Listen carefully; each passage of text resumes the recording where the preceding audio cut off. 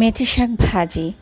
প্রথমে শাকগুলোকে পাতাগুলো একদম বেছে বেছে নিতে হবে। এই শাকটা অনেকটাই পাট শাকের মতো দেখতে, খেতেও কিন্তু পাট শাকের মতোই টেস্ট, একটু তেঁতু ফ্লেভার, কিন্তু অনেক ভালো লাগে খেতে এই মেথি শাক ভাজি।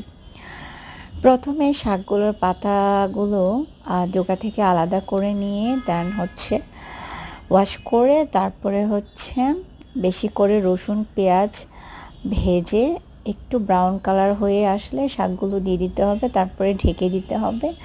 ঢেকে দেওয়ার পর লবণ কাঁচামরিচ দিয়ে এইভাবে সিদ্ধ করে নিতে হবে একটু গ্রিন করে। দেন ঢাকনা খুলে এগুলো নেড়ে চেড়ে পানিগুলা কমিয়ে নিতে হবে। তারপরে কিন্তু পানিটা কমে গেলেই সুন্দরভাবে এটা ভাজা ভাজা হয়ে যাবে। এখন কিন্তু পানিটা কমে গেছে, একদমই শুকিয়ে গেছে। আর ফাইনালি